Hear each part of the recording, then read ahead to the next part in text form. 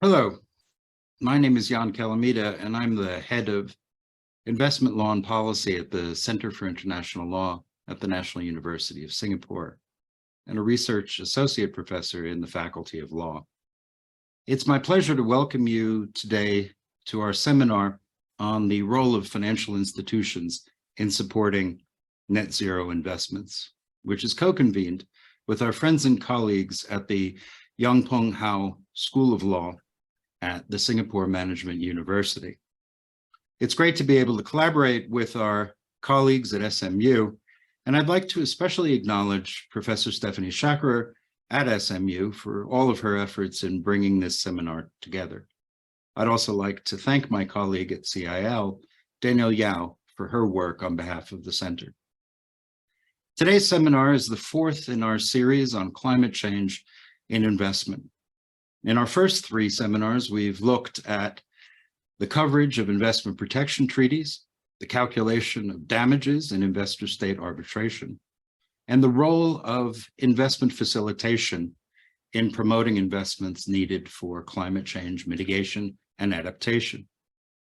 Today, we turn to the financing side of investment, bearing in mind the admonition in Article 2.1c of the Paris Agreement that states will make financial flows consistent with climate change mitigation and adaptation goals. And to do that, we have a great lineup of speakers from academia and from business. So with that, let me turn things over to our moderator, Professor Dan Puchniak, Director of the Center for Commercial Law in Asia at Singapore Management University, to get things underway. Dan? Yeah, thank you so much, Jansen. I just want to start by congratulating CIL. This is a terrific series of talks that they've put together.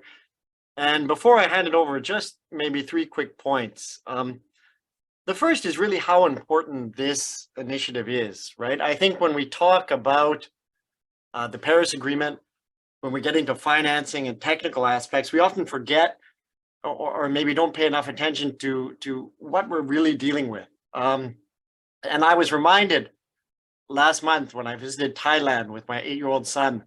I went snorkeling to a place I had been 25 years ago.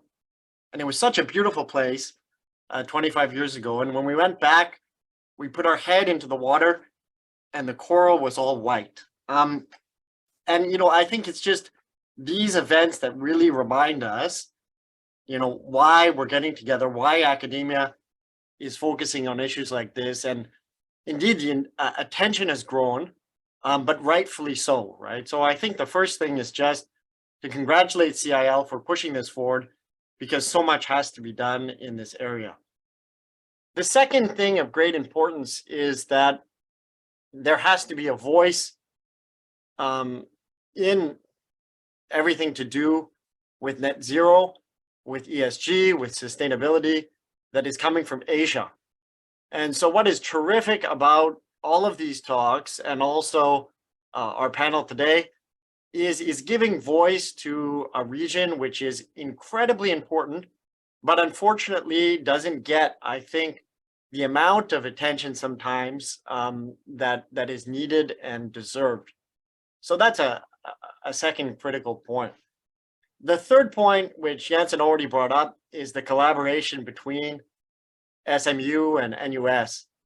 Singapore is such a wonderful hub for bringing forward initiatives on Asia and has such wonderful academic institutions. And so I think any time that any of the academic institutions come together here to do something, especially when it's around things as important as sustainability and net zero initiatives, it's a wonderful thing. And so I would like to really thank CIL and NUS for coming together on this.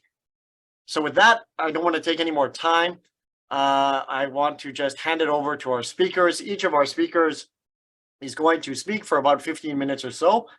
And then we have set aside, hopefully, sufficient time, maybe 30 or 40 minutes at the end, to have an interesting discussion. I'm particularly interested to see the high-level speakers engage with each other And also we'll be taking questions from the audience, and I'll try as moderator to put some of these questions to our panelists, which should be extremely interesting to hear their reactions to the audience as well. So to the audience out there, please feel free to engage with us and to type down your answers, and I will review them and try to get to them.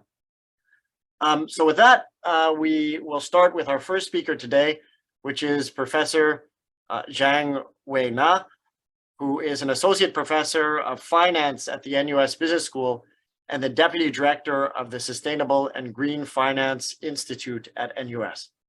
So Weina, the floor is yours. Thank you. Thank you so much, Prof. Tan. Thank you for inviting me to join this distinguished panel.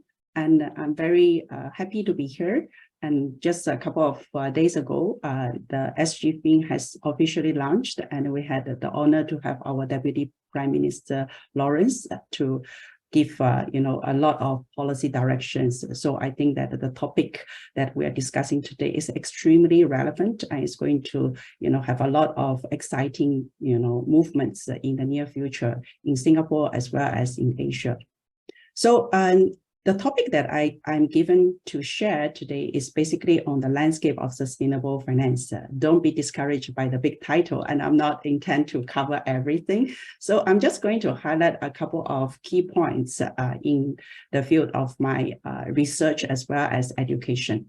So I'm going to start with the first idea, which is called sustainable finance typology.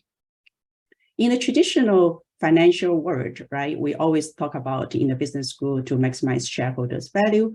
So the most important factor that is concerning with all the stakeholders is basically the financial returns. But this has happened, for many decades. And then we are talking about moving into the integration of the social and the environment consideration. So that is basically proposed as Sustainable Finance 1.0. In this kind of framework, basically, we try to refine the shareholders' value by thinking that now the firms have to take the social responsibility as well as the environment fiduciary duties. So the optimization problem has to bring in the consideration of the social and the environment aspects. So to give example, that will be investment to trying to avoid, harmful stocks such as tobacco, the weapon companies and so on. So this is considered as typology 1.0. And next, the investment take one step further is to consider internalization of all the externalities. So the externalities can be created by the social and the environment harms. Therefore, the objective for the investment is to consider this concept called integrated value, which is a summation of financial plus social as well as the environment outcome. But the challenge here is that how do you actually monetize the social and the environment outcomes, and to get to the point of optimizing the integrated value. So this requires a lot of advancement of financial valuation models and methodologies. So I think that this is the challenge right now many of the academics as well as practitioners are facing.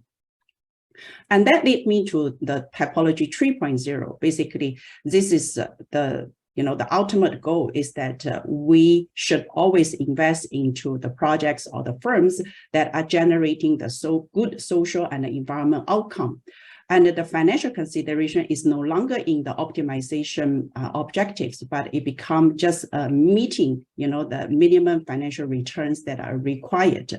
So the financial return moved from the objective function to be optimized in the financial traditional financial setting, and now moving into the constraint function. That means we just need to have enough financial returns, but the ultimate goal is just to focusing on the social and the environment outcome. So with that, I will bring into the landscape of the current sustainable investment. So probably many of you have read and seen this kind of reports. Basically, this break down the entire landscape of sustainable investment into different categories. So when you are reading this kind of reports, you probably will be overwhelmed, by the numbers and the categorization. So I'm trying to explain all these tables and figures in the context of what I have just described as typology. So let me get started. If you look at the total amount of sustainable investment from 2016 to 2020, you can see that the annual growth rate is about 25%. And then you look at the absolute number increase is from $41 trillion now to $58 trillion. So you might be thinking, wow, this is great, right? It's almost like half of the entire, asset under management in the global landscape are now looking into the sustainable finance. But the question is, what exactly we are talking about in terms of sustainable finance 1.0, 2.0 versus 3.0? So we need to go a little bit deeper to understand all this categorization. So let me bring you to the understanding about the different, categories that usually people are using. One is called norm-based screening. Basically, you are just going to screen the investment against the minimum standards of business. And this will fall, nicely into sustainable finance 1.0, because this is considered that you are screening out certain companies based on what you are preferring. And this also applies to negative screening. That means you are going to exclude the companies and you do not want to invest, as well as positive screening means that you are going to invest positive into companies that are generating, positive ESG performance. So it's the corporate engagement and shareholder action, because the ultimate objective is still trying to maximize the financial return by taking into the constraint consideration of the social and the environment. In terms of ESG integration, this is something to integrate the environment and social factors into the decision making. But we do not exactly know how this integration actually happened, because we are still facing tremendous of challenges of monetization and evaluation of all this social and environment impact. So therefore, this is conservatively, I'm trying to put it under, the sustainable finance 2.0. And then moving on to the last two categories, which is sustainability themed and thematic investing, because you're primarily focusing on the positive social and environment impact projects. And therefore, we consider this to have the ultimate goal of optimizing the social and the environment impact. And impact investing, of course, by the definition, it naturally falls under sustainable finance 3.0. So with this, then let's look at the number closely, okay? If you look at the breakdown, right, as Dan mentioned earlier, Asia is still lagging behind. So let's look at the numbers, okay? If you look at the ESG integration, right, the leader is basically still domiciled in United States, which is like 64%, and followed by Europe, which is 16%. If you are moving on to impact investing, again, United States are leading about 60% and followed by Europe. And then if you look at the sustainability themed investing, which is basically what we consider sustainable finance 3.0, the US is the dominant player. All right. So for the Asian countries that are represented in this kind of global report, they are basically come from Australia, New Zealand, and Japan. Of course, other parts of Asia should also come into the picture, but I think that because the number is still unclear. And that's why under this Global Sustainable Investment Review is not included. Okay, so this gives us an understanding that, why Asia has to do a lot more, right? Given the size of investment, as well as in terms of the thematic types of topology that we have discussed. So by putting the numbers all together, basically what we are seeing here is that given what I have described, the four types of investment basically contribute 53% of the entire global sustainable investment. And these all fall under category 1, which is sustainable finance 1.0. And looking at the integration strategy, that contribute another 43% of the total capital. And we are still looking at basically very conservative estimation, integration that we assume that the value is actually calculated based on financial, social, and environment value together. And that is optimization.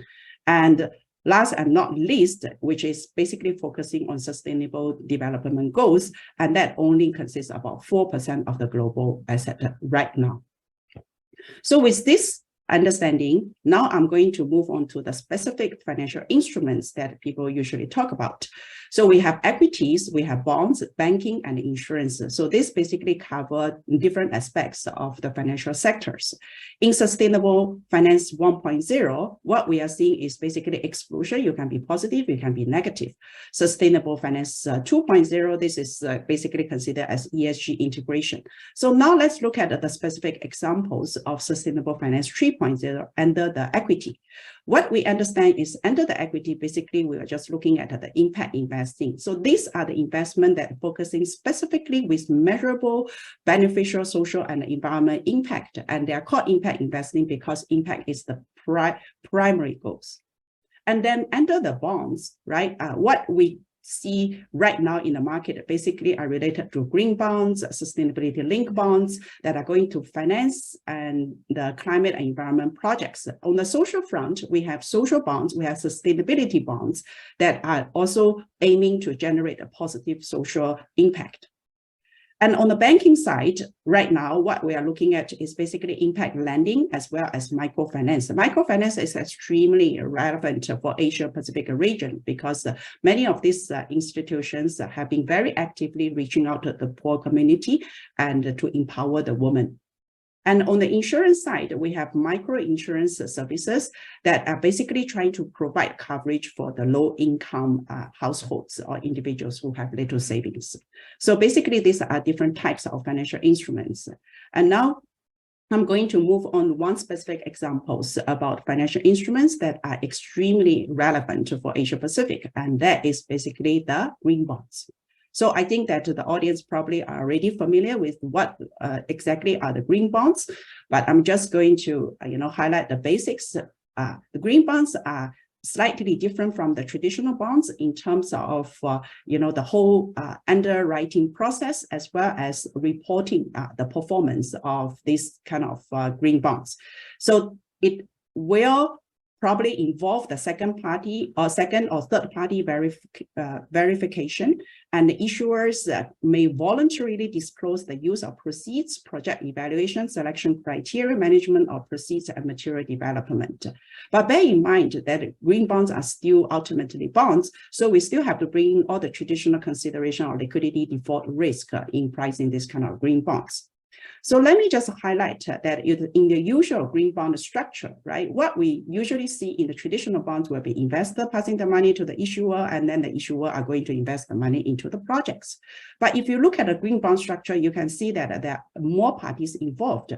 For example, where you are actually spending costs hire the contractors, they have to be ESCO type of contractors because they have to deliver the environment performance or matrix. And then because that your projects has promised to deliver this kind of environment impacts, therefore you also need a third-party monitor to observe the impacts. And the additional player in the entire underwriting process, besides the traditional credit rating players, is also going to be the green bond certifier, and the certifier will be engaged by the issuers. So not all the issuers are going to get the certifier, but those who want to get certified, they do have some kind of financial benefits. So as you can see that traditional bonds become a little bit more complicated when in the structure of the green bonds. And green bonds has experienced a tremendous amount of growth. It almost reached 50% of growth rate in last 5 years. And according to CBI, right, we have a record high of about $2 trillion in 2022. Okay, and this is up from the previous years. Despite the pandemic, the green bond market has been growing very strongly. And this is basically the landscape to see that what is the potential for green bonds is estimated by CBI it will reach $5 trillion in 2025. And the top issuers are basically USA, Germany, China, and these are also the countries that are quite fast moving in transiting into the greener economy. Coming to Asia, the green bonds are basically just number 2 after the Europe. So the gray line here represents the size of Asian market in terms of issuance of green bonds. And if you look at the specific countries in Asia who are the top issuers, it will be China, Japan, followed by South Korea and Singapore. So these are the top 4 countries that in Asia have been very active in green bonds. Now I'm going to talk about quickly on the performance of the green bonds. So basically there's a mixed evidence on this definition called green mean. This represents whether the green bonds actually conduct a lower cost of debt. And to be honest, academics did not reach the consensus on this. And on the other hand, we actually find by Flemmer that the gains is actually there for the shareholders, especially for certified issuers, first-time issuers, and firms with financial materiality of their environment factors under SASB. And issuers usually experience higher environment ratings and a lower carbon emission 2 years after issuance. So this gives us the implication that you need to wait, you need to be patient. Doesn't mean that the company issuing the green bonds will immediately experience all the improvement. They need time to implement the projects. And the good news is investors seem to understand this. So more long-term investors and green investors are holding the equities of this kind of green bond issuers. And of course, we know that green bonds can have various principles. So they're basically around like 10 categories, focusing on renewable energy, pollution prevention, and so on and so forth. So these are pretty familiar to most of the people that are working on the green bond sectors. Okay, but what is interesting is that recently, that in one of the conference organized by SG Fin, we come across this very interesting paper that have been looking into textual analysis of all this disclosure by the green bond issuer. So this is, the very first paper that I have seen that is going deeper than just calling a green bond or not. It's 0 or 1, but making the disclosure becoming a continuous variable. That means they are looking at whether the green bond issuers has been disclosing the usage of the proceeds according to the green bond principle that I have just discussed. And if that is the case, if the company disclose more of such of the project usage for the green purposes, then we see that there is actually a decrease of the cost of debt. And then this premium is basically driven by higher interest savings and lower riskiness of these types of green bonds. So the more disclosure about what exactly you are using the money for, what kind of green projects, it does help the financial market to recognize it. And it also has some positive spillover effects, despite the fact that it's still transitory. So more research is still required, especially on the front of, the co-impact matrix that under each of the green bond principles. So we know that these are the deliverables, these are the impact matrix the companies are supposed to disclose, but yet we are waiting to see more research that is going to focus on this kind of impact matrix. So that leads me to the end of my part. Thank you. Yeah, thank you very much, Wei-Na, and you got us off to a wonderful start. I think highlighting also how Asia at the beginning of your talk, is still hasn't quite caught up with other regions, especially in the US. We can talk in the discussion period what that means maybe and why that's the case. And also sort of a deep dive into green bonds was quite fascinating and very informative for me. I'm now going to turn over the floor to Ting Sim. Ting is the legal director in corporate services group at Gen Zero, and also spent about 13 years in Shell as a lawyer there. So I'm very curious to hear her take on this issue, and I hand it over to Ting now. She has the floor. Hi, everyone. Thanks again, Dan, for inviting me to this interesting conversation. I'll just let them flash the slide. So, just picking up from what Wei-Na was sharing, I think what Gen Zero's activities or investments probably fall under the Sustainable Financing 3.0 impact investing. And I'll kind of share a little bit of what what we do. Next slide, please. this just really reminds us why we are kind of talking quite extensively in the recent months and probably going into a year. This topic about the impact investing and climate action. And it's again a reminder that we are very far off from keeping our global warming level below 1.5 degrees Celsius or even 2 degrees Celsius. Is going to be difficult and really needs a lot of action, not just from governments, but the companies, the banks. And so, yeah, this is a reminder. And next slide really is why we were formed. We were founded by Temasek. And for those who are not in Singapore, it's a global investment firm incorporated and headquarters in Singapore.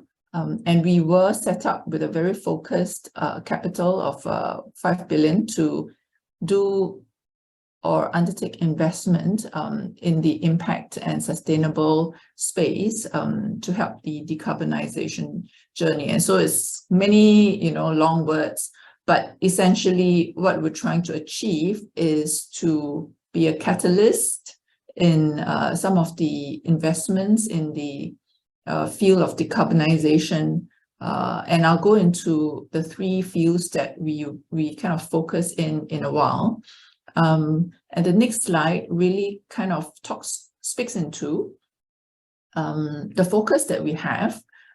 We talked about climate impact, and we are dead serious about the kind of investments we do must have a positive climate impact, and we measure it. We have direct, indirect climate impact measurements, and before we invest, we have an ESG checklist, and we now require our portfolio companies to report into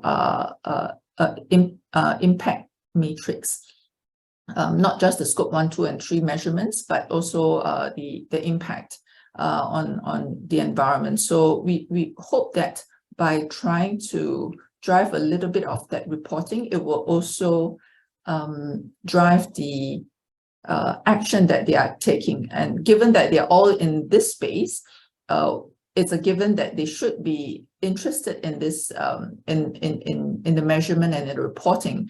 But the truth is, a lot of the companies that we invest in are in a startup phase. And so it's always a balance also, just like in this figure, a balance of really trying to do as much as you can and yet measuring, reporting, and just being transparent and accountable. So that's mainly the challenge in this field. And alongside that is a long-term sustainable financial returns. And I heard Wena share just now around how under 3.0, we might be constrained and, financial returns may not be optimized. But for Gen Zero, we are very clear that it's a double bottom line investment strategy, that we will look at the financial returns. There will be a minimum that we will need to strike, but we have a long-term view. So while it may not give the financial returns in a certain 3 to 5 years, but the long-term view must be that we have a view of the economics, and must be scalable and hence be able to give the impact rather than just some funky startup that has a potential technology or kind of idea or concept. So that's where it is. To us, this balance is quite important, or very important, and how we then use that to drive the on-the-ground impact. To just give an example, we invested into something called the CQ, a company called CQC. They run a program of cook stoves, and they have many programs around the world, but we have invested into the cook stoves program in Southeast Asia, where we are, and that program seeks to deploy clean, energy efficient cook stoves in rural households, where they typically would be using the fuel, biomass kind of fuel to fire stoves to cook their meals, and it releases a lot of smoke, and smoke inhalation also causes respiratory diseases, as probably you'll know.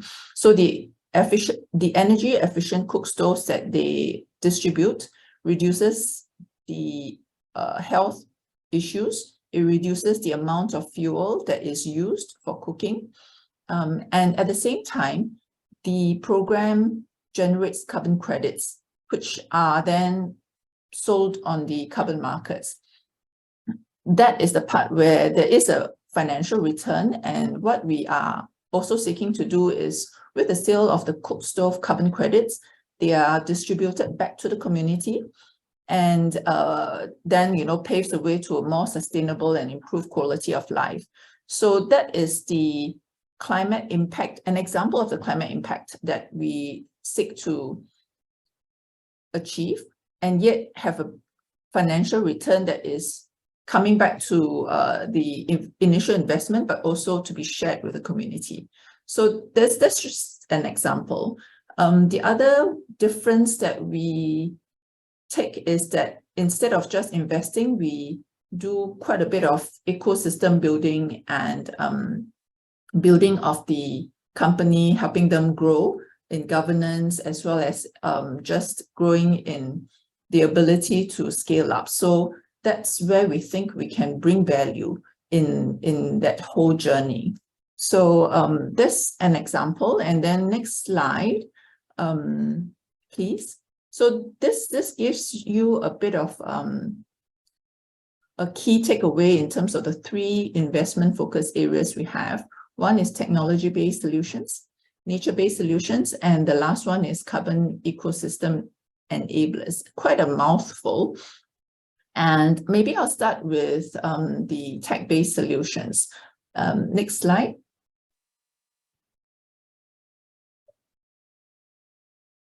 Yeah, maybe you need to, yeah. Okay, so for the tech-based solutions, we have the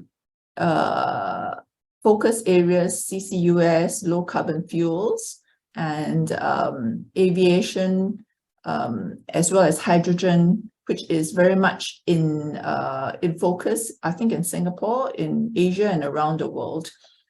But maybe to speak into a little bit of the tech-based solution that is more the biomaterials, right? We invested into a company. For one of them is New Light. New Light, for example, produces biomass, or rather uses methane and air, and creates from that a usable biomaterial that is akin to plastic, and that replaces plastic, and it can degenerate and be recycled. And in that space, it also seeks to generate carbon credits, and it's a company in the US. So that in the US, this kind of material qualifies to have carbon credits, and so that revenue stream also enables the company New Light to finance some of the growth that they are seeking to produce as they scale up. So that's one example in the tech-based solution space. There's also companies like we're quite focused into looking at the low carbon built environment, given that built environment accounts for at least about 28% of global carbon dioxide emissions. And so looking at this area is quite key. And Singapore being a very built environment, we are also, of course, very interested in seeing how we can lower the carbon emissions in our built urban environment. So cement is one, and there is green cement. So there is a lot of development, say in Europe and in the US, in terms of regulatory requirements that require the manufacturers and the builders to look into green cement.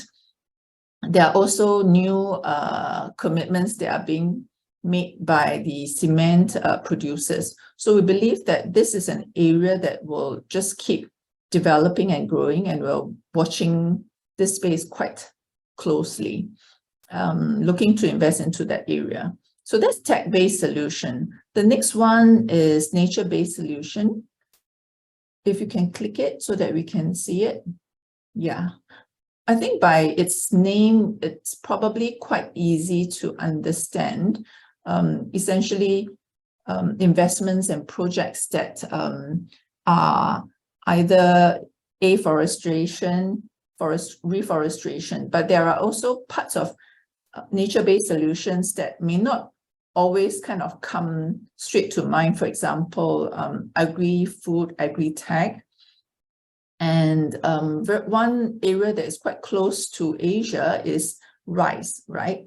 And rice decarbonization or rice agri-tech is the space where we use sustainable rice planting methodologies so that you can reduce the amount of methane produced in rice planting. So it was actually quite surprising for me to learn that rice is responsible for about 10% of the global methane emissions. And in Southeast Asia, where we are rice eaters, rice cultivation actually accounts for about 25 to 33% of the region's methane emissions. So with that in mind, it was one of the key areas that we wanted to see if we can accelerate decarbonization in this field. And we then invested into companies that were looking at sustainable rice planting methodologies and projects so that we could see if we can, use that technology or the methodology to kind of reproduce it across the different Southeast Asia countries, as well as to deploy it in, Singapore is not an agricultural country, but this can be used in most of the countries in Asia and Southeast Asia. So with that, there is also methodology that is recognized and is being re-looked at by Verra. And once that methodology is kind of fixed, it can also produce carbon credits. And that goes back to the point of investing so that you can have a sustainable financing that comes back to enable the project to expand. So that's one example under nature-based solution. And the next one, carbon system enablers, quite a generic name, but essentially what we seek to do here is to invest into companies that can enable the carbon market, because we believe that the carbon market is one of the enablers of decarbonization. And so you've heard me talk about carbon credits, and that we feel then, fits into the system, brings in financing into this field. And so CIX is a carbon exchange in Singapore, which was set up and is set up by four companies. DBS is one of them. Gen Zero is the other shareholder. You have SGX and have DBS, SGX, Gen Zero, and I forgot the fourth one. But essentially what it does is it enables a credible exchange to channel high quality credits for distribution of carbon credits. And hence this will enable a transparent carbon market if it becomes more and more accepted in the market. And another example in this category is in the space of transport. And transport could be in terms of the travel and one of the companies, Choose, for example, is a Norway-based climate tech company where they have a software as service platform that enables enterprises to manage their carbon footprint, empower the consumers to buy carbon credits when they travel, say by Air Canada or by Booking.com or British Airways. They can actually pay for carbon credits or offsets as when they book their tickets. So that's one way that you could enable air travel to be carbon neutral or carbon negative.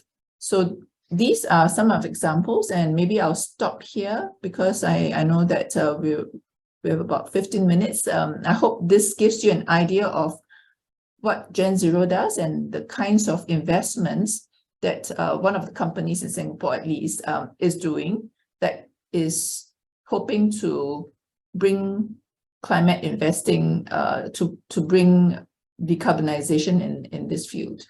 Yeah. Over back to you, Dan. Yeah, so thank you very much, Ting. You know, being in Singapore and doing research on Temasek, I'd heard of Gen Zero, but I didn't know quite the extent and the detail of all the ideas. And maybe when I heard this and I think of you know, what Weina was saying and how Asia has fallen behind maybe on these sort of ESG ranking metrics, Gen Zero maybe gives the impression that in some respects Asia can take the lead. And so that is quite uplifting. I guess one thing, and maybe I'll reserve this to the question period, that popped in my mind when I was hearing you speak was, you know, the fact that Temasek is the funder and Temasek is a Singapore government holding company, right? How much that maybe is helpful in allowing you to focus on long-term goals. And you mentioned that one project with DBS and the SGX involved, which are both, of course, GLCs, and how much this ecosystem is maybe enhanced by some sort of government funding involvement at the end. But I'll save that until the end. And maybe one other point before I move on that seems to have come up so far is this idea of ESG, right? You know, when you were speaking, Ting, it seems Gen Zero is very focused on the E, right? On the climate part, right? And I'm just wondering how much having the S thrown in there, right, is of help or confusion, or what that means to you know, we're talking about net zero here, but still ESG comes up, and you wonder, is there some sort of trade-off here, or is it a distraction, or is it helpful to have that S in there, or is this something we should sort of hive off as a separate initiative? But in any event, those are just some initial thoughts that we can talk about later.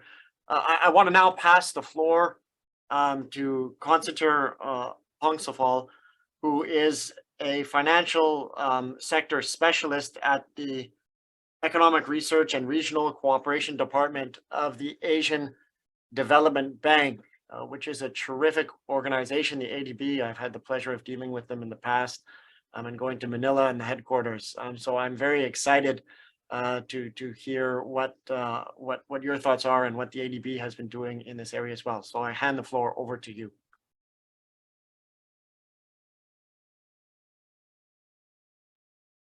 Hi, Dan. Thank you very much. I hope you can hear me okay. So, you know, unlike Dan, you know, going to Thailand. So actually, I was coming from Thailand to Singapore. So actually, I'm joining the webinar from Singapore right now. So, you know, the good thing is that, you know, you went there like last month, but you know, if you have gone there like 2 or 3 weeks ago, the weather was super hot there, right? So Singapore is doing much better. So just before I start, I have been also you know, revising my slides. You know, as I hear the previous speakers you know, was talking about you know, their initiative. You know, just to make sure that you know, we also see about, you know, the recent development you know, in Asia and also, you know, in ASEAN in particular. So before I start, you know, let me give you some you know, good numbers. So we have seen, in the first presentation that, the issuance of sustainable bonds, have been, expanded quite significantly globally. And, in ASEAN, we also seeing the same, right? So if you look at the issuance of, green, social, and sustainability bonds, this has, quite expanded quite significantly, especially in 2017, until, very recently. So this actually happened because, partly due to the introduction of the, ASEAN Green, Social, and Sustainability Bond Standards by the ASEAN Capital Markets Forum, or the ACMF, which is a grouping of the capital market regulators, from the ASEAN region. So they first introduced the Green Bond Standards in 2017, and subsequently the Social and Sustainability Bond Standards in 2018. And also in October last year, they also released the ASEAN Sustainability Linked Bond Standard. So I would say, the significant development of the sustainable bond market actually also leads to the, the policy direction or the policy guidance of the regulators. So I think this is, extremely important. But although we have seen this, significant development recently, but if we look at the chart on the right-hand side, we will see that the size of the sustainable bond market, as compared to the total bond market in the region, is still very small, right? So the yellow dots, on the right-hand side show that the total outstanding is only about 1.5% of the total bond market in the ASEAN region. So this actually shows that, show us two things, right? One is there are lots of opportunities, for us to expand, this market. But at the same time, it also shows that there are lots of homework for us to do, right? To mobilize the funds, to, encourage more issuers to issue this kind of instruments, and also to attract, investments. So, and if you look at the next slide, we see that, different of the, countries in ASEAN, sort of, have different characteristics, right? So if we look at Indonesia, most of the bonds, issued by Indonesian entities are green bonds. This simply because Indonesia only have the green bond regulation, right? And of course, there are, you might see, some issuances of sustainability linked bonds, and also the sustainable bonds. Majority of those were issued outside of Indonesia. And what if you look at Malaysia and the Philippines, we see that majority of the issuances are sustainability bonds. This is simply because, sustainability bonds is a combination of green and social, right? So for issuers issuing this kind of bonds, that means they have more flexibility, in terms of the use of proceeds. So they can use the proceed to finance, green projects as well as the social projects.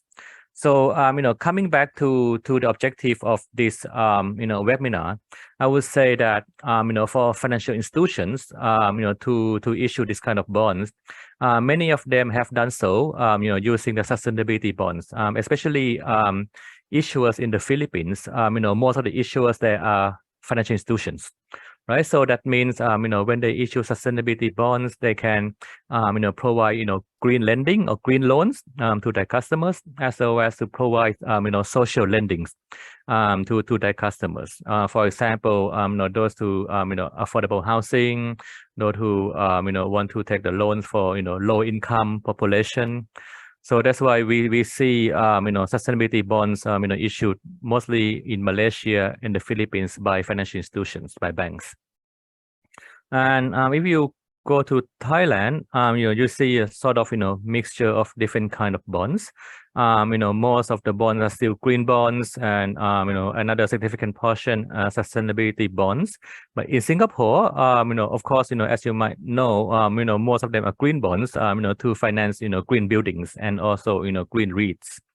And a portion sustainability linked bonds and sustainability bonds. So I would say, different countries in the region, although we are living in the same area, but, each of them have different characteristics.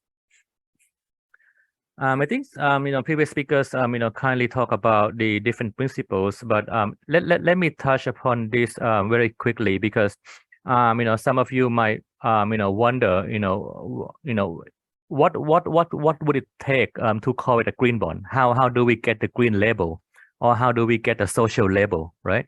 So internationally, there's the standards or the principles, by the ICMA or the International Capital Market Association. So on the left-hand side, we see green bond principles, social bond principles, sustainability bond guidelines. Generally, we call them the use of proceed bonds. Meaning that issuers need to have clear green or social projects. They need to identify those in advance, and this needs to be included, in the framework that need to be reviewed by external parties. I think Reina talked about that, in her presentations.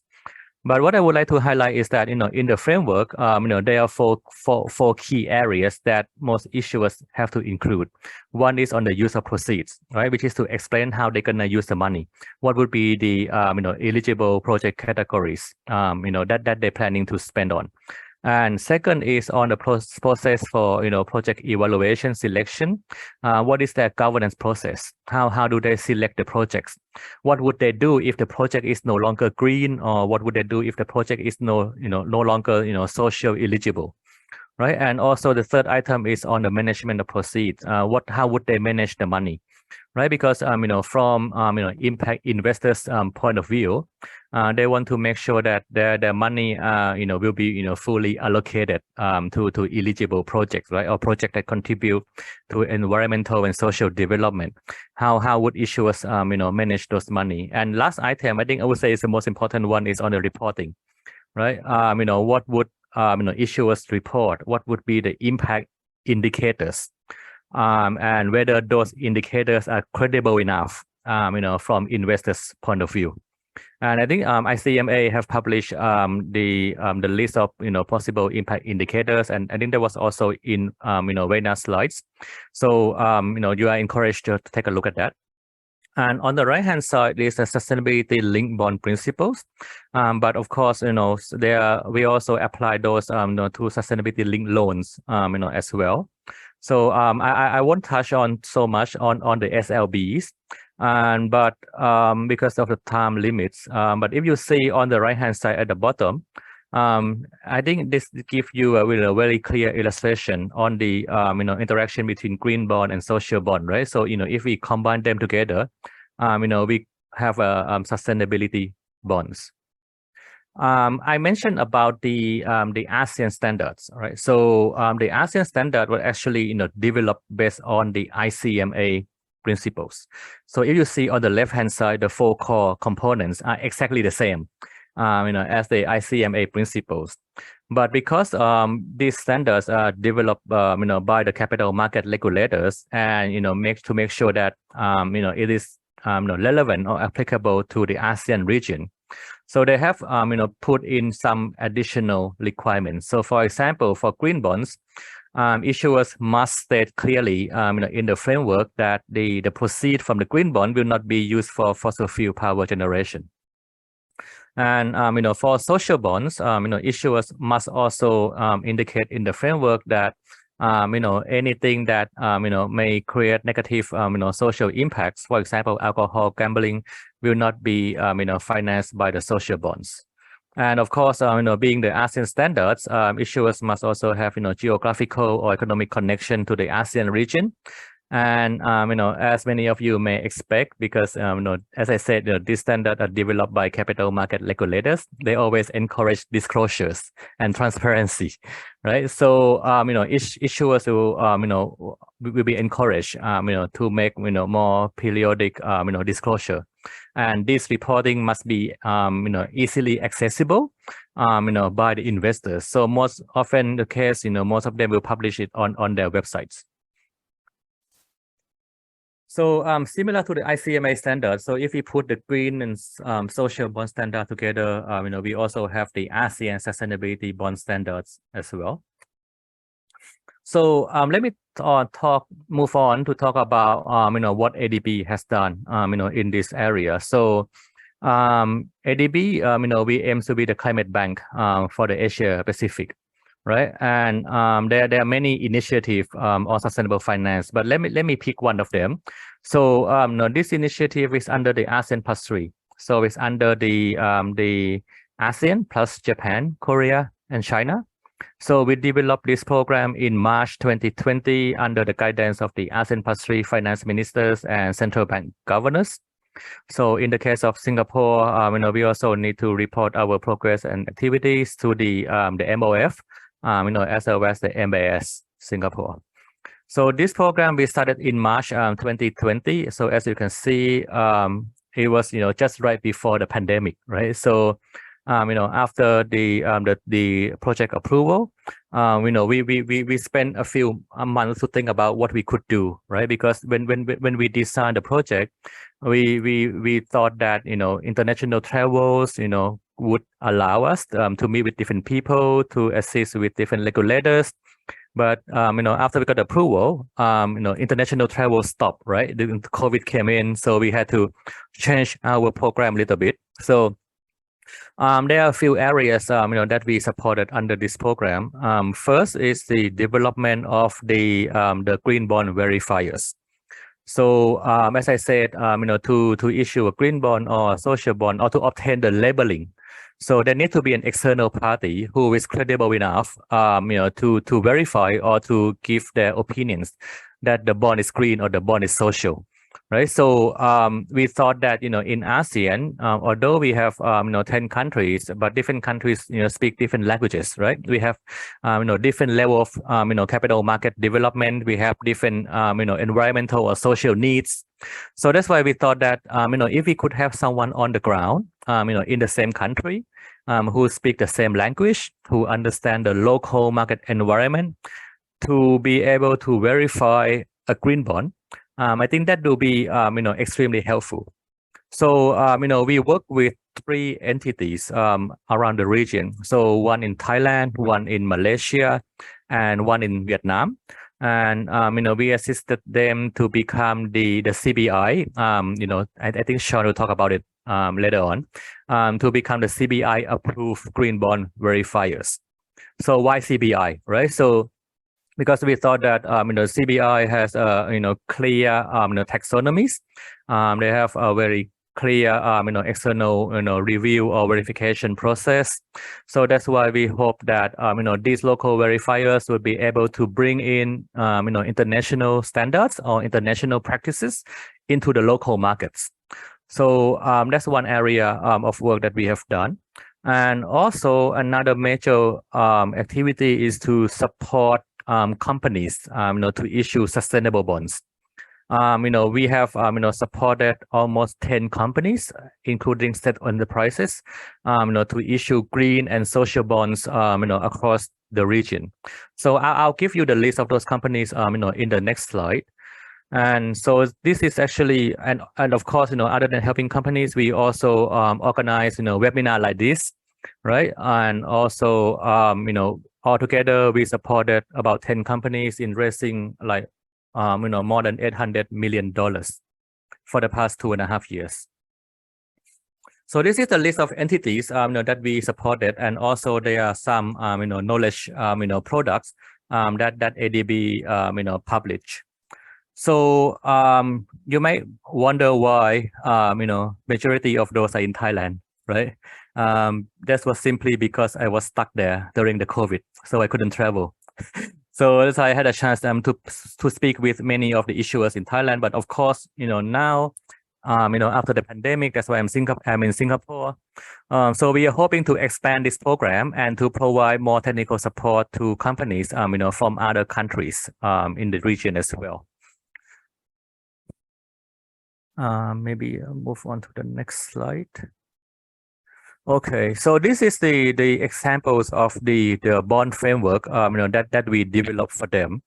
We have also received several awards for these transactions, but for the purpose of this webinar, I would like to focus on our support to financial institutions. Right, so you see on the top right hand side, we supported Thailand's government savings bank to issue the first social bond by an SOE bank in Thailand. Initially the bank wanted to issue only about 150 million US dollars equivalent in Thai baht, or about 5 billion Thai baht. But because of the strong demand from the local investors, so they had to expand the or to increase the issuance size from 5 to 10 billion. And I think this transaction was very well received by the local investors. And also on the bottom right hand side, we also supported the Thai Exim Bank to issue a green bond, and this was the first ever floating rate green bond issued in Thailand. And also, on the bottom left, we also supported the Government Housing Bank, to issue a sustainability bonds, totaling, almost 250 million US dollars. And for the Government Housing Bank, the use of proceeds to be used to, promote home ownership, especially for affordable housing among the low-income earners. But why it's sustainable? Because going forward, they also have planned to support energy efficient affordable housings projects in Thailand, because to make it affordable, it's not just about how much you're paying to buy the house, right? But it's also how much you're paying regularly as you live in the house for the next 20 years or 30 years. So that's why we decided to come up with a sustainability funding framework. And also, bottom right hand side, this is an interesting case study, because we supported the Thai SME Bank to develop the sustainability funding framework, but the bank decided to introduce the ESG deposit program instead, right? Because we want to make sure that sustainable finance is inclusive, right, and it's accessible by everyone. So if banks simply issue bonds, most bonds are mainly offered to local institutional investors or high net worth individuals. But if we introduce it as a deposit programs, individuals depositors like all of us here, can also contribute to the sustainable development.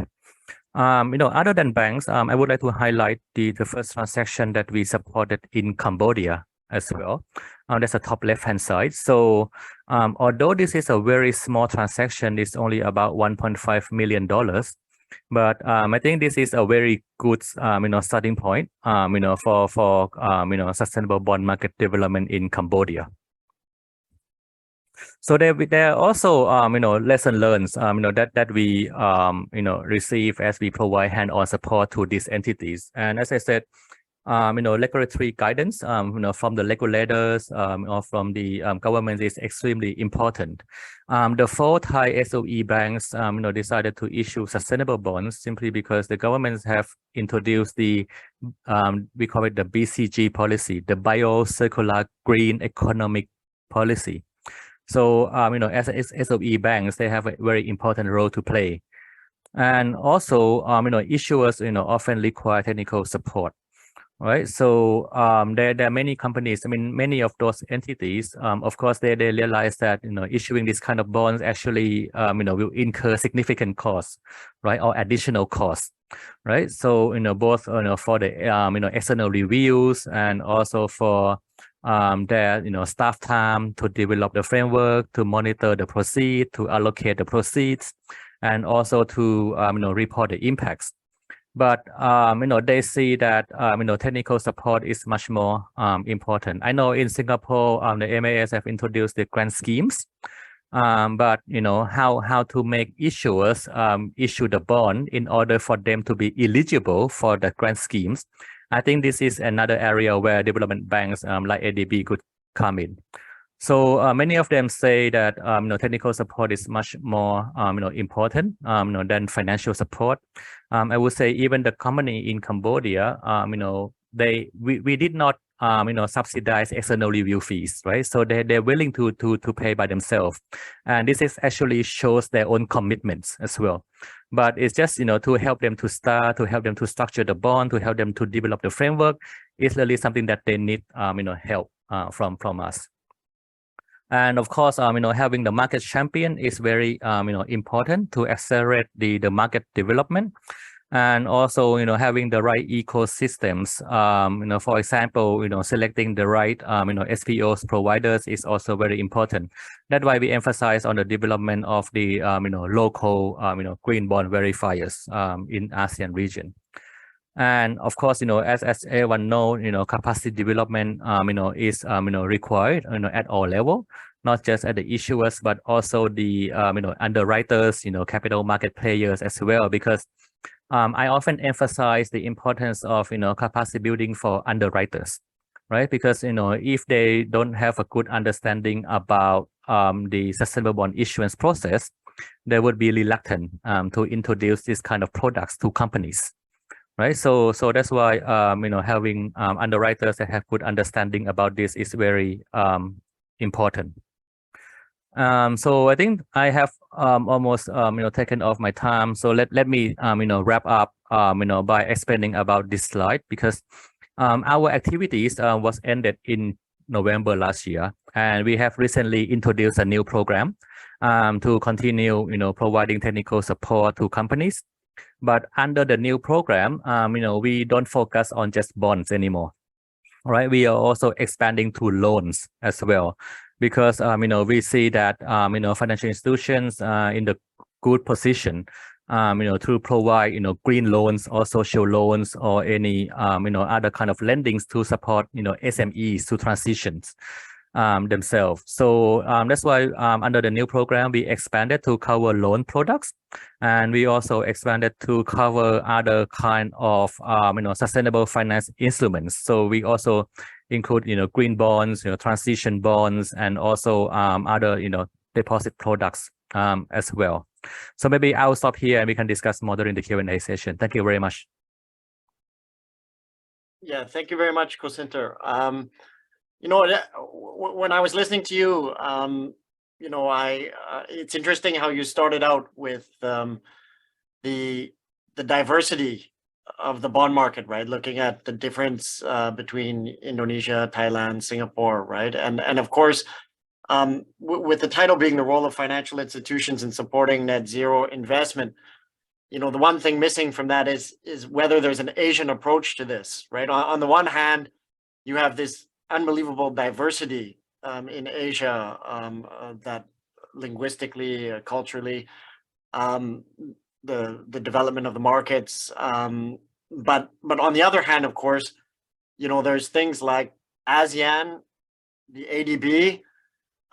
There's even things like Ting brought up with rice, which I learned today. That can be sort of regional issues of great importance to be addressed together.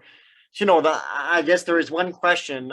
Even you brought up SOE banks, which is the second time, I guess, thinking about Temasek, thinking about the importance of SOE institutions and whether that makes a difference, right? And so I think there's this larger question, as well as should there be some sort of Asian approach to this, or is there a more jurisdiction-specific country approach, or is there some sort of hybrid that is needed, which seems to be what the ADB is trying to grapple with, right? To both have a regional approach, but also to give life to the diversity within the region, which is interesting. But we can talk about that more maybe in the question and answer period.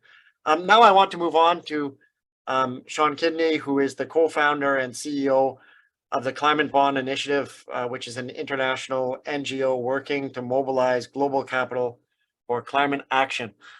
So with that, I turn it over to Sean. The floor is yours. Thanks, Dan. Look, there's a couple of issues implied by the title. Some of my colleagues with the great presentations have covered lots of things I would like to cover, so thank you. I want to start off with just commenting on context. We do need to remind ourselves, as we answer the question being asked, is what is the importance of financial institutions? We have a society, an economy, that has been built upon the idea of investment, of doing things that will have a long-term payoff. This is a peculiarity of the human sensibility. This idea that we can imagine a future and then put a whole lot of resources into creating something now that has often no short-term benefit, but will have a long-term benefit. Think about building mass transit, for example.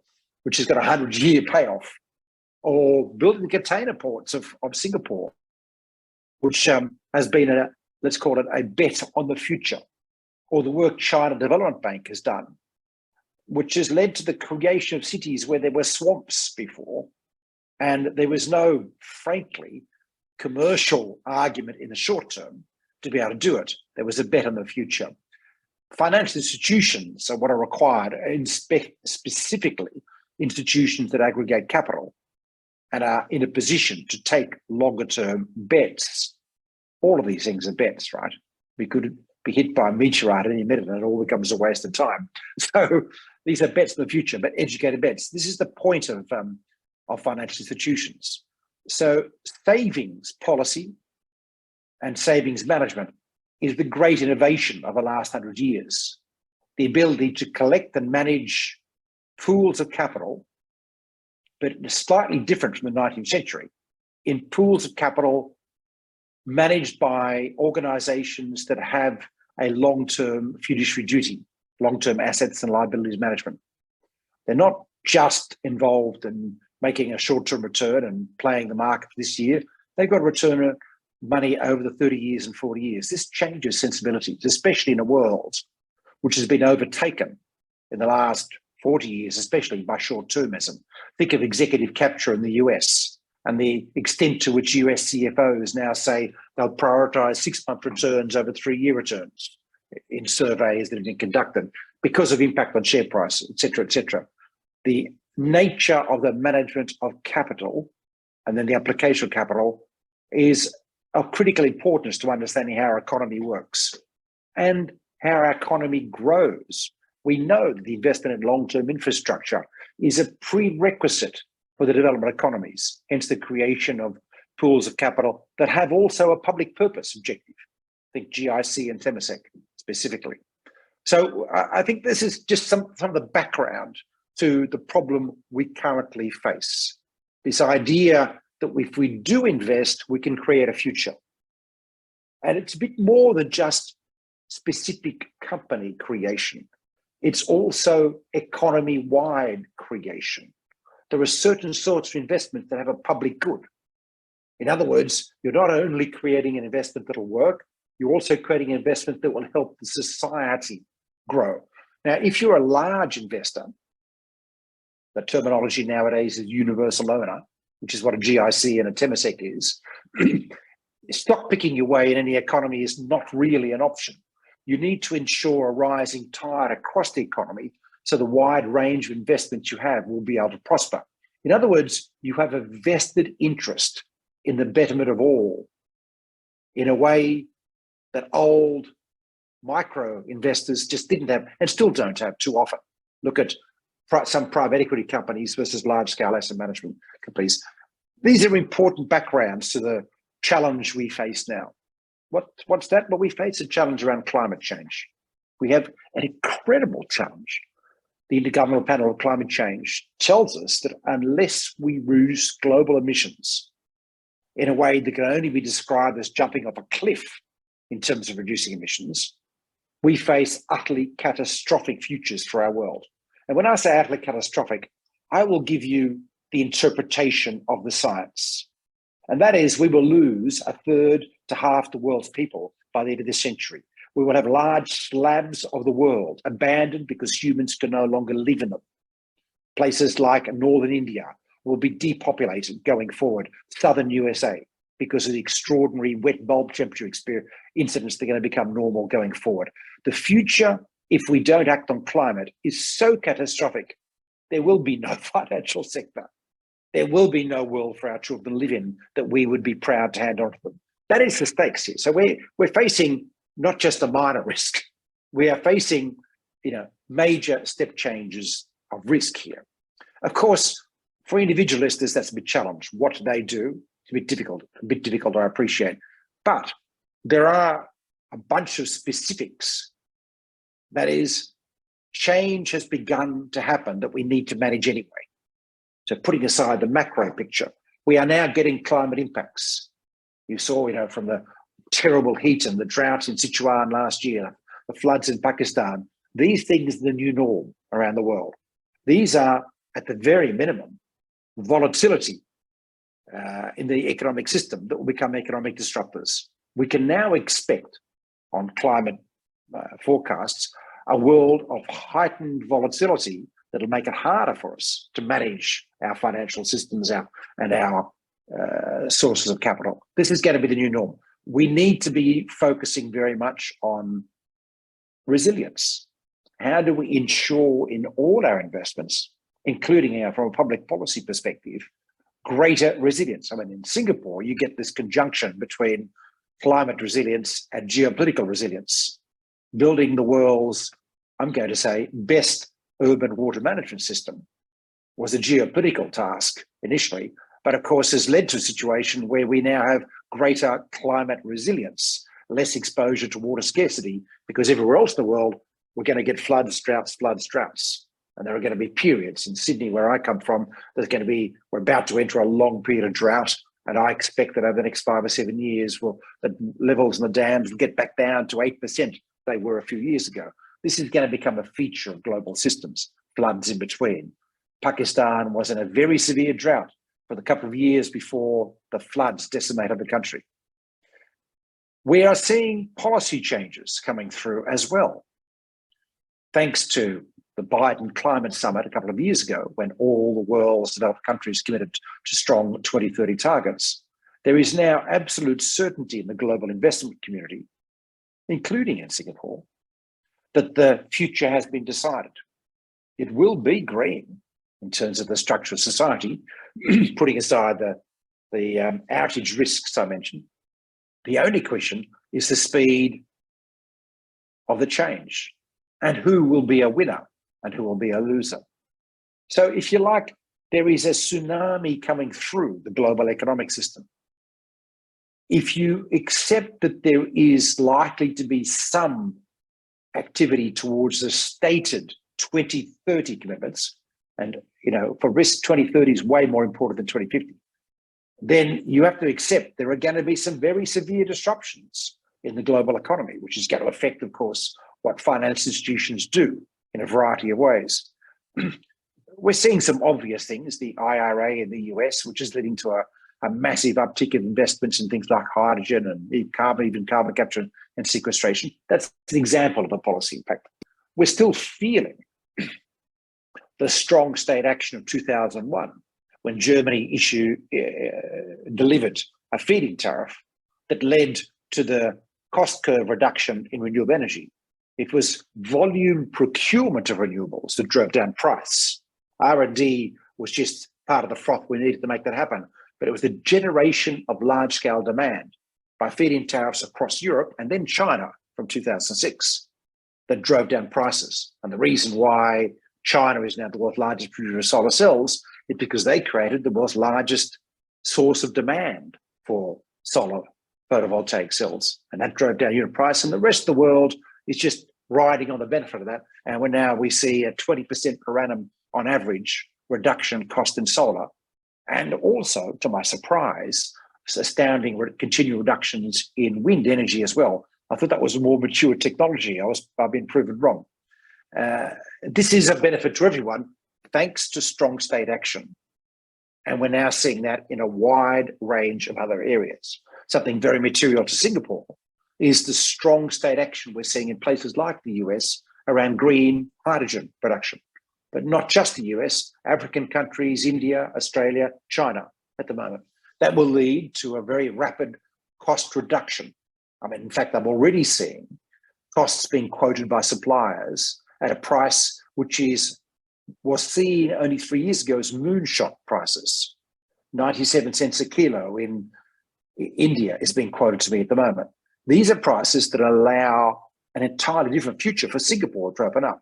The importation of hydrogen to replace gas and gas-fired power plants is one thing, but perhaps more importantly, the potential substitution of fuels for ships with ammonia generated from green hydrogen, green ammonia, et cetera, et cetera. You can see how different countries can benefit from global changes. The main point is a tsunami is coming through, and that leads us to need to think differently. The role, I'm going to be a bit more proactive here, the role for asset managers is clearly risk management, understanding these changes and shifting portfolios accordingly. That's job A. That's what's happening. That's what you see to the Gen Zero story, great as it is, which is Temasek understanding that has to change its investment profile. There is a second role, though. The second role relates to the fact that we don't actually salvage our savings pools by shifting deck chairs in the Titanic. It helps, but we have to change the Titanic. We have to change the direction of the economy. Now, I know that Lawrence Wong is presiding over a very deep discussion in Singapore about doing this. This is not the case across other ASEAN economies to the same extent, although it's now becoming part of the narrative, part of the discussion. We need to be thinking about how we recalibrate our economies and our societies to take advantage of the tsunami that's coming through, to minimize the risk of being swamped by the tsunami, both policy changes and climate impacts. And investors have a role in advising and encouraging the kinds of policy enablement that will serve to protect their investments over the longer term if they're taken. Remember that if governments don't act, portfolios will be decimated. That is a certainty going forward. You can't stock you pick what out of the kind of changes that are coming through. You can minimize, but you can't solve. The way that has to happen with strong state action. We need to be encouraging, supporting our governments to take the actions required, the enabling frameworks that will allow our savings pools to prosper in a way that we needed to, so they can pay our pensions or retire in 20 years, whatever it might be. For banks, they have a particular role in society. They facilitate investment. They facilitate operational expenditures. They need to facilitate their clients in a different direction. The more forward-looking banks I speak to around the world now describe themselves, their prime job, as supporting their clients to transition. There's many forms of transition, but there's a recognition that transition is now the number one issue. In industrials, that means a different form of manufacturing of metals, of chemicals, of cement going forward. How do you get there and remain profitable, get the capital you need, and also get the policy enablement that you need to ensure that you can be profitable and that you're not blindsided by other companies that are avoiding the whole issue and continuing to do things in a 19th century way. These are policy issues that banks can support and companies have to support. There's quite a lot to be done if we're going to build the future that will give us, let's call it, the potential to earn sustainable revenues as well as a future for our kids. Now, of course, advisors have an important role here. Risk recalibration. What does transition look like? The whole sector, the whole industry actually now needs to be getting its skates on and rethinking its role. We have been for far too long looking to the past as guidance for the future. Unfortunately, the past cannot be guidance for the future that we have to create. There is no precedent for what we're about to do, but science tells us we have to do it, otherwise we are stuffed. Coming next. Look, we will see more work on the labeling that you've been hearing about from other speakers today, the nature of green bonds and so on. It's a friction reduction device. Fundamentally, that's all it is. There's nothing to say that a bond or an equity or whatever that is doing something good can only be counted if it calls itself green or social. That's an absurd idea. But the formality of the labeling has been incredibly useful for investors to make the due diligence easier, to make quick identification subject to confidence in the underlying protocols. That's why the things POC was saying earlier about designing a scheme, supporting a scheme that will go in the right direction is so important. A clear, trustworthy labeling scheme can make a vast difference to efficient movement of capital. So we need to support that. There will be more work on those.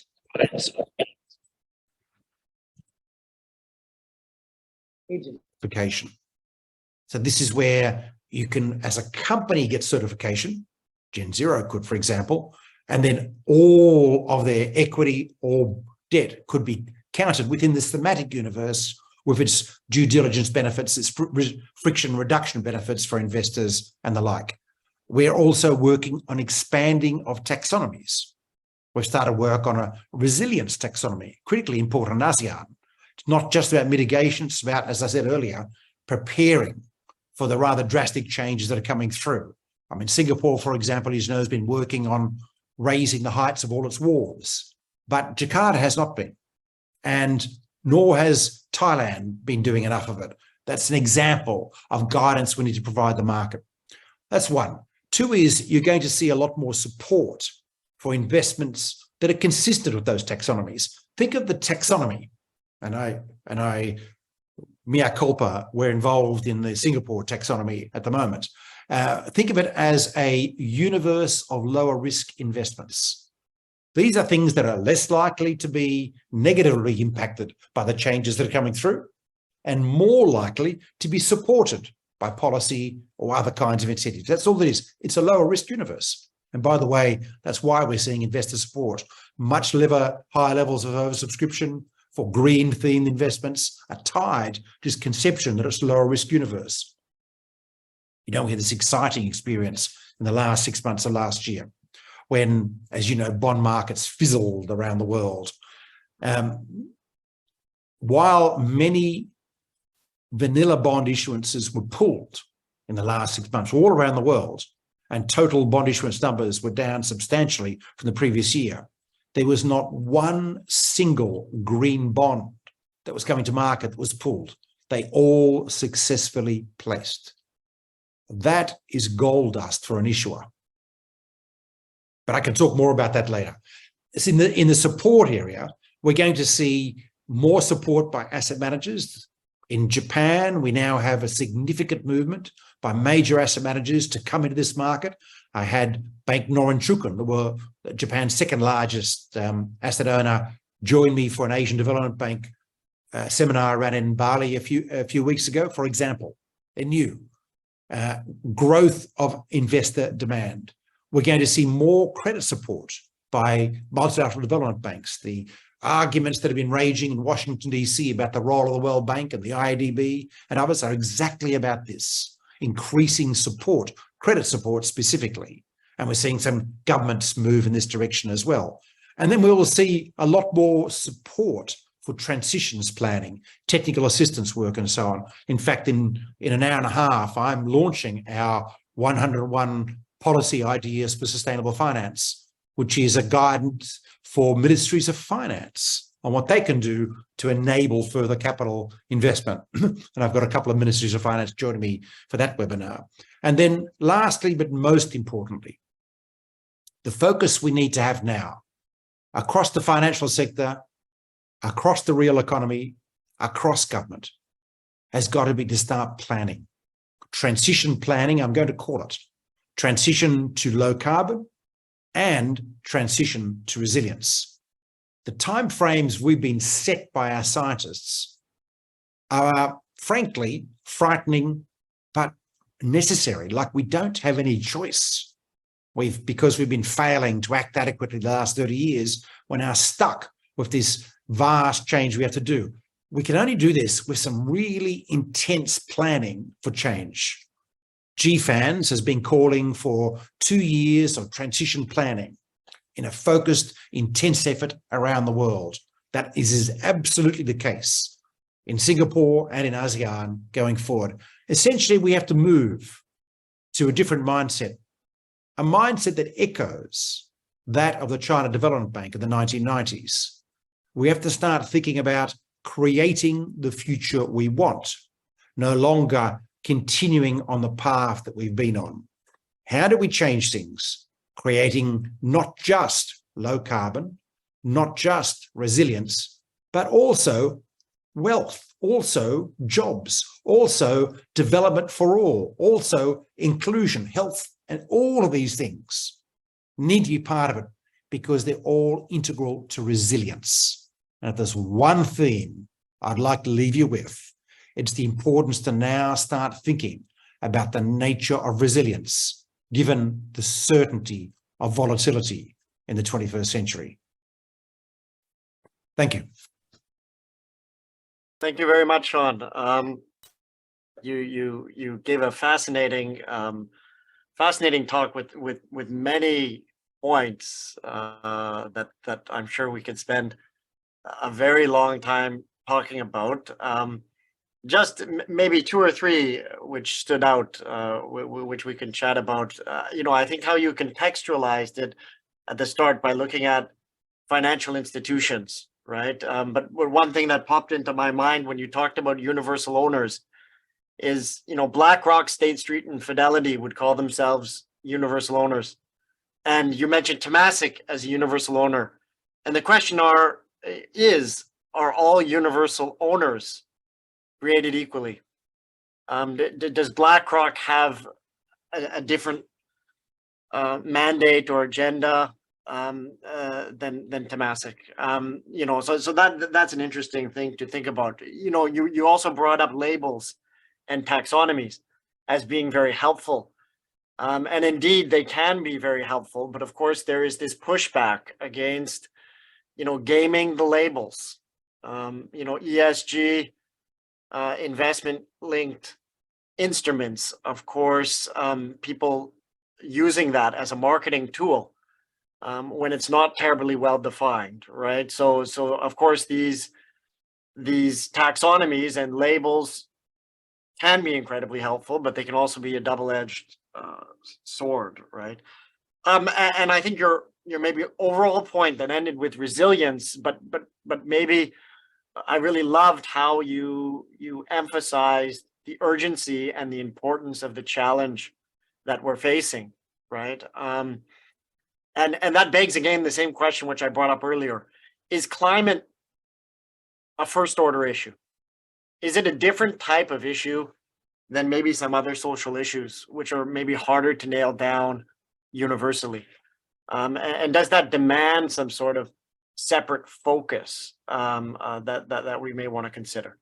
So with that, I'm going to move on to Stephanie, who is a colleague of mine at SMU and is doing wonderful research on sustainable development and international investment, and is really the brains and initiative behind this seminar. I'm just here doing the moderating and cheerleading. So for the real substance now, I'll hand it over to her for the last session, and then we will have a discussion to follow. So Stephanie, the floor is yours.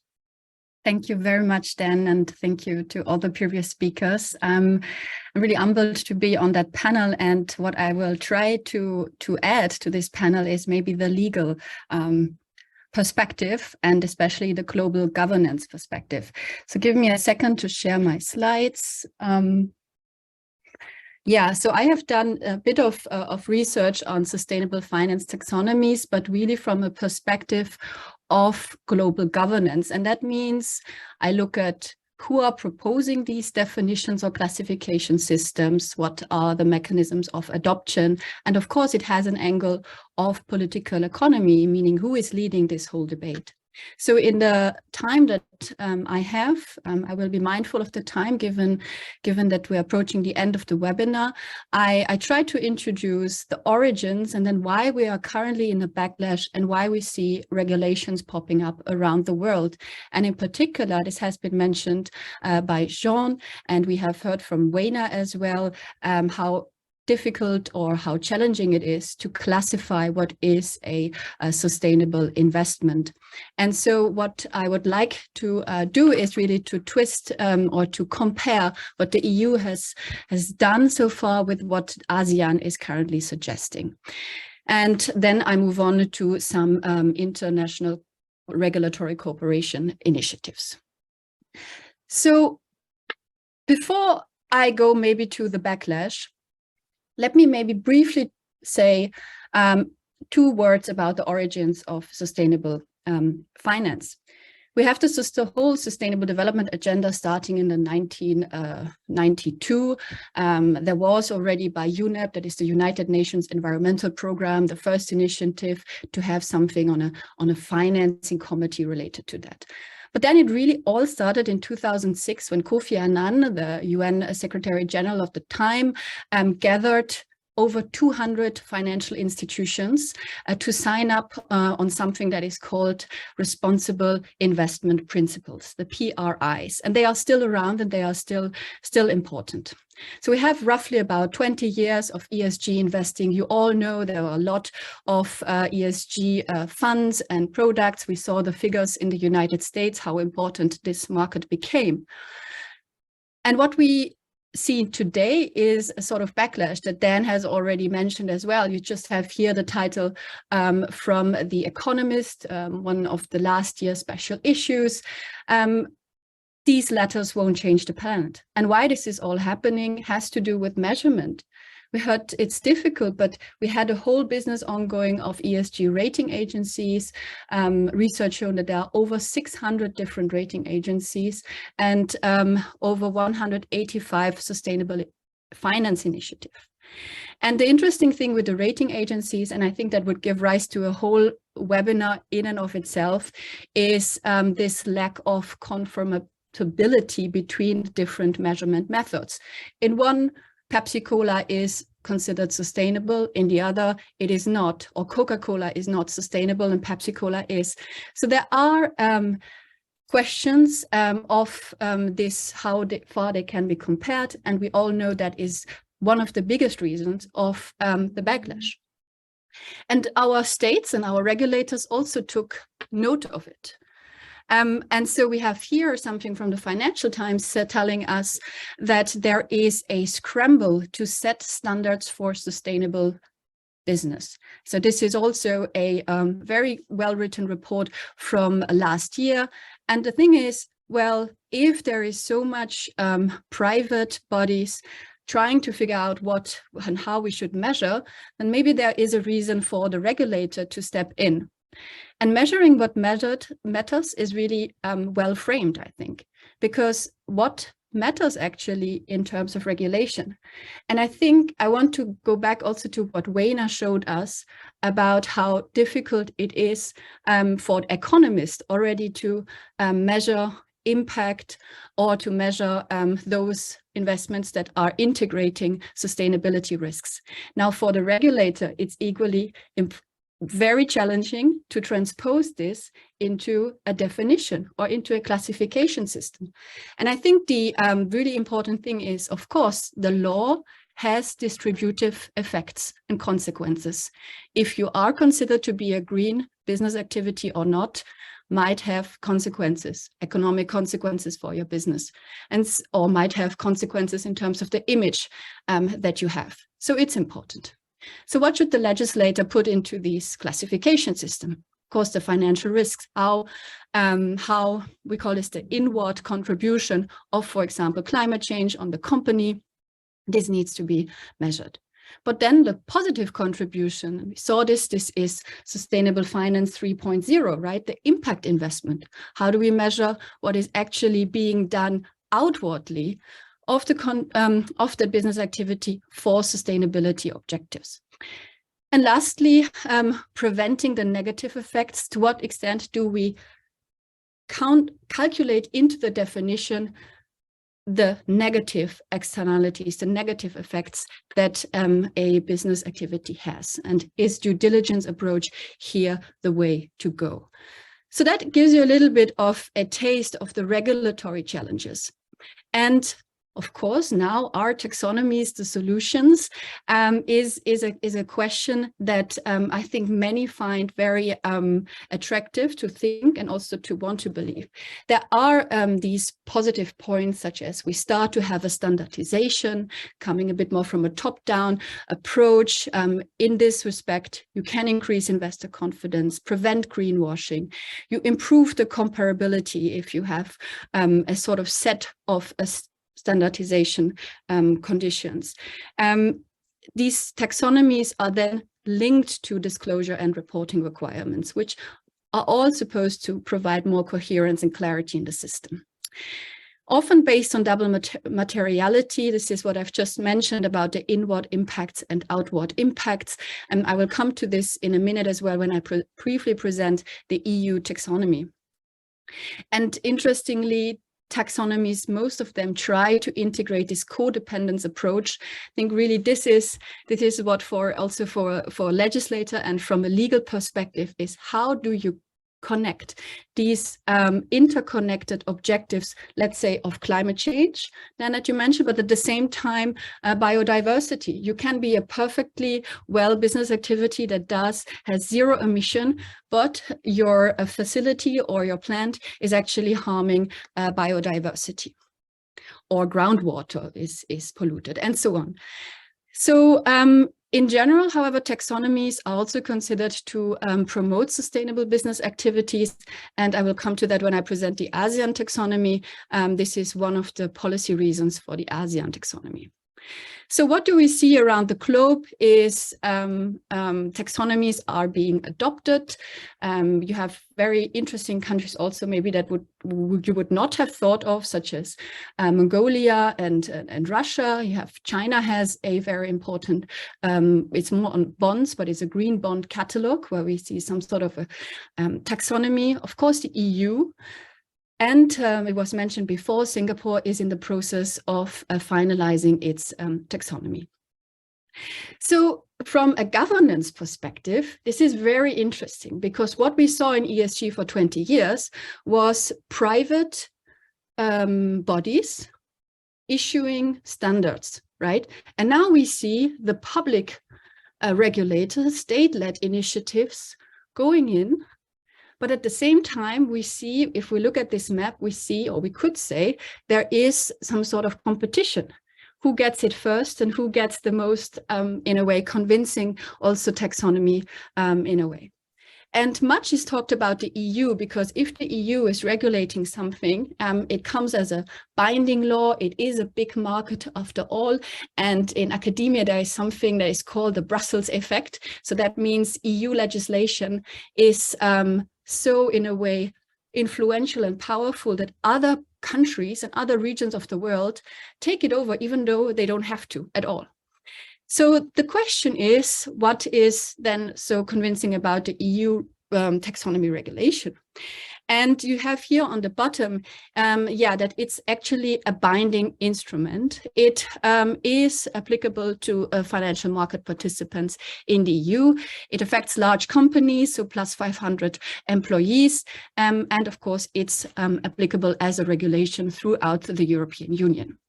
And I'm not going into too many details, but this is a way that taxonomies mainly work. We have environmental objectives, so we have a set of objectives, and we have what is then much more complicated. We have technical screening criteria. Still, so far we have two sets of technical screening criteria, and they both relate to climate change in the EU. So far, we are waiting for the rest, such as the other green criteria related to biodiversity. There is a report that came out last year, but we're still waiting for the delegated act to be issued. All right, so now with these objectives, then this is really interesting. And maybe for economists, you can see here how lawyers actually struggle to put this into some sort of a legal definition. So you would put into the definition, okay, this economic activity contributes to at least one of those objectives, right? At the same time, the activity cannot harm any of the other objectives. Okay, and the method of assessment here is scientific criteria. This needs to be, for example, quantified emissions, maximum quantified emissions. That would be the method of assessment. And in the EU taxonomy, we have a third part that is then the legal sort of assessment, where we test if that economic activity is in compliance with certain minimum legal safeguards. And here you can think of the OECD guidelines for multinational enterprises, can think of the UN Global Compact. So all that we have in terms of CSR standards that are globally accepted. Okay, so this is for the EU. Now, very interestingly, and since we're here in Asia, and since my presentation is really dealing with also the governance part, It's interesting to see that ASEAN adopted a taxonomy for sustainable finance, and it comes with policy objectives. It's often said that taxonomies are all about science, but I think as we can see from what actually is written about the ASEAN taxonomy from ASEAN itself, shows that there is a political angle to it. Because we find that we want to provide an ASEAN voice, which gives sort of a counter voice to the EU. But of course, at the same time, it's all about promoting ASEAN sustainable assets. It's about avoiding that there is fragmented approaches within the region. And of course, what we heard before already, capacity building is important, or technical assistance. So with this initiative, ASEAN also wants to assist member states when adopting national taxonomies. Now, different than the EU approach, this is a non-binding instrument. It's less detailed. The scope currently is on environment and climate change, and it really is providing a framework. So let me also, in a very succinct manner, I hope, show you a little bit the difference to what ASEAN is suggesting and then what the EU has previously suggested. So we have a foundational framework where you find objectives as well. You have 4 here listed, and you have to contribute to one of the 4. And then you need to comply with the essential criteria. And this is either you do no significant harm to any of the other objectives, or if you do, then at least you have to put remedial measures into place, okay? And that is, I think, one of the striking differences between the 2 taxonomies. You see that ASEAN is suggesting a traffic light system, which, by the way, is also used by in the Singapore taxonomy. But the difference is that the EU is a green taxonomy in the sense either you are taxonomy aligned or you are not. Whereas ASEAN gives this nuance of you can be green, amber, or red, right? So as a green, you contribute to one of the objectives and you don't harm any other. Amber, as I just said, you can harm as long as you integrate or you implement mitigation measures. And red, of course, you are not contributing and or you fail to implement safeguard measures. So that's very interesting in sense of the different conditions that the legislator or the regulator here is putting forward. And then you might remember that the EU had this additional compliance with the legal or the CSR standards, which is not in the ASEAN taxonomy. Okay, so we have a consensus or growing consensus, or let's say a growing interest from regulators around the world about taxonomies and their usefulness, but we also see slight differences. And one thing, and I'm mindful of the time really, is just as an additional argument that I'm making in one of the papers that I'm writing is, if we have this regulatory competition between the different regulators, is this going to help? Because having multiple taxonomies would run exactly counter to the rationale of a taxonomy. If we have, again, different taxonomies with the distributional effects that I mentioned before, we have also an increase in green verification costs of the business actors. And so what is probably more a better way, and this is, of course, comes with a lot of challenges, is to find transgovernmental or international solutions. In international finance, there is no, it's not really common to have international public or based on public international law treaties, but what is very common are transgovernmental regulatory networks. For example, the Basel Committee on Banking Supervision would be such a body. And we have, interestingly, something that is inter or transgovernmental, that is the International Platform on Sustainable Finance. These days, very much under the leadership of the European Union, and there is work ongoing on finding some common ground taxonomy which is a comparative study here between the EU and the Chinese approach to categorizing a sustainable investment. And I am not going to go into the details of this one, because you see it's quite detailed. So I could go on and explain then the differences between the EU, the Common Ground, and the ASEAN taxonomy. But I think I want to finish and give us a bit of time of discussion really with some of the open questions that at least I see from the regulatory challenges is really to look at, well, okay, how precise can all these rules be?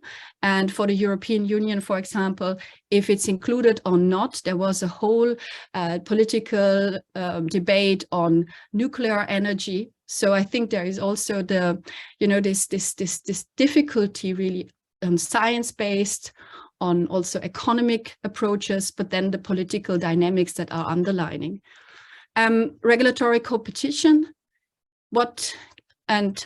how can it be avoided? And then a Brussels effect, is that even desirable? And then lastly, on governance, especially global regulatory governance, is, how can we find the appropriate forum? And then this always comes in these debates when you have transgovernmental discussions. I mean, who is really dominating the agenda, and how can these processes be more inclusive of all the stakeholders? Okay, with this, I hope I was brief enough, but precise enough, and I look forward to the last minutes of our discussion. Thank you very much. Yeah, thank you very much, Stephanie. I think as a closing statement, how complex it is, even though there's a lot of goodwill and people's, I guess, hearts are in the right place when you try to operationalize this, and definitely your explanation of how these taxonomies have proliferated, right? And there's so many different standards. Shows the complex task ahead, even if people want to do the right thing in this area. We only have 5 minutes left, and so I was going to ask some questions, but I don't feel like I have the time left to do that. I was very interested in the fact that although this, was focused on net zero, I think everybody except for maybe Sean brought up the E, S, and a bit of the G, but at least the S, which I was going to ask everybody to comment on whether that's a distraction or should be treated differently. But I don't want to frame this. So what I will do, since we only have 5 minutes left, and there is 5 of you, is to take 1 minute each, And if you could just make one comment based on everything you've heard of one takeaway point that you think the people who have taken their time to listen to this should take away, or one question you feel is extremely important. So I will turn it over to each one of you, and maybe you can just go in the order that you spoke. Starting with Wei Na first, and then going around the speakers. Okay, so I think for me, the keyword I will use is integration, because I think that we are living in a very challenging world, and we have to really consider the social and the environment impact together with the financial, returns in order to be financially sustainable or economically sustainable. But I don't think that it's a nuisance to consider the social aspect, because I think this is extremely relevant for Asia Pacific region, because when we are talking about net zero transition, we do have to worry about the negative potential social and economic impact that we are creating on people. So I think that we should definitely always integrate and consider this 3 dimensions in a holistic way. Yeah. Thank you. And Ting? Hi. I think in some ways it's related. I was actually thinking of the word diverse. we just need diverse solutions to solve this issue, right? And the diversity will help to bring a bit of that resilience and sustainable solution that we were talking about, Sean was talking about. And no one single solution is going to be the answer. And I think, as we know, even the carbon credits market has a lot of questions arising. But I think it just goes to show that it's not the only solution. We need all kinds of investments.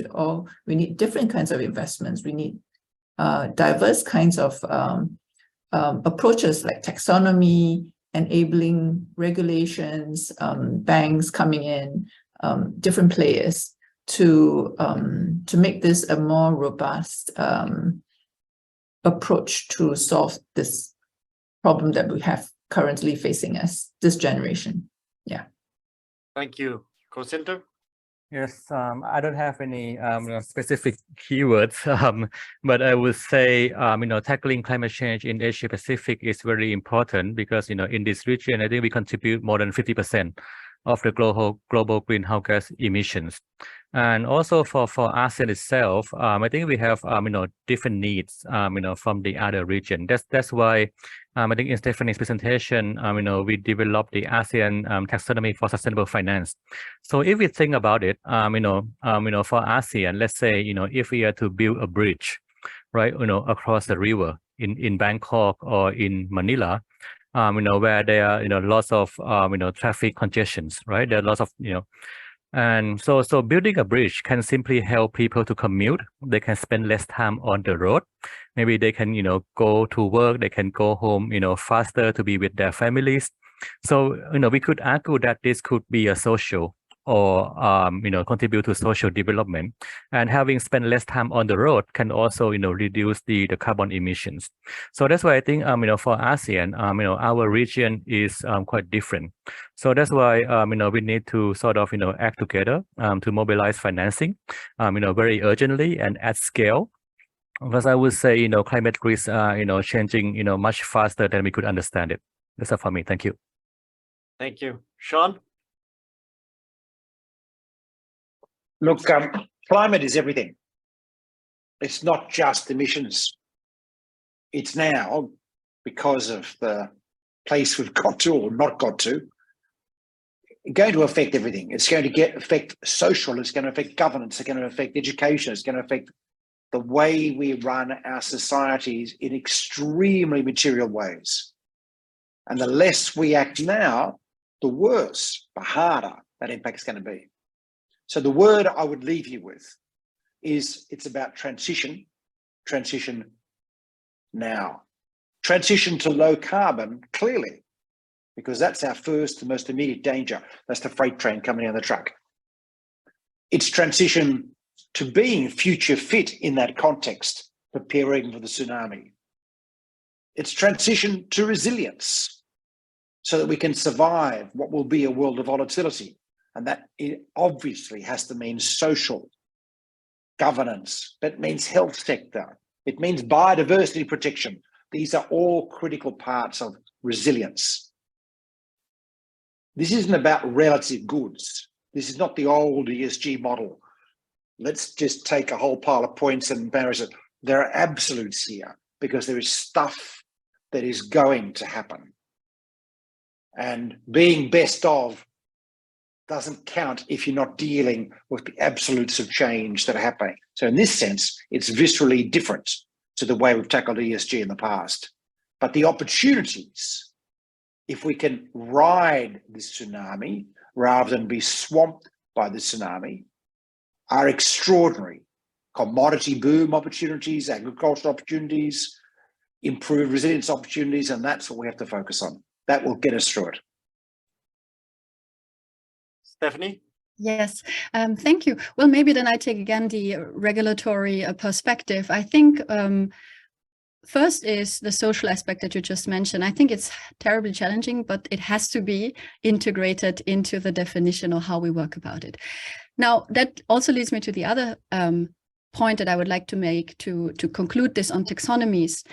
This is all new regulation, and I think what we often hear are the sandboxes of regulatory approaches that we need to see, and that is also so important why the Asian voice is so relevant in this debate. You cannot just say, well, the EU is a powerful market or a powerful regulator, we do it like that. And I think this ASEAN taxonomy and Singapore show that, you know, there are different ways, and the debate or like the solutions, I think they are not yet there, but I think we're getting there. And even though it's not easy, I would say that there are, you know, the more actors are involved, and a panel like this, where we also have, you know, not only academia or not only us lawyers, but we also have business and we have financial experts, are exactly what we should do. Yeah, thank you. Well, that just leaves me to thank all the speakers. You know, seeing all the enthusiasm and thought going into this, it gives me hope that if I return with my son in 20 years to that reef, it may look slightly better than it did a month ago. At least there is maybe some hope, but a lot of hard work to do and quick action to be taken. So with that, again, I thank all of the wonderful speakers, CIIL for being a wonderful collaborator, and I look forward to another session like this in the future. Thank you very much, and good night to everyone. Thank you. Thank you. Thank you.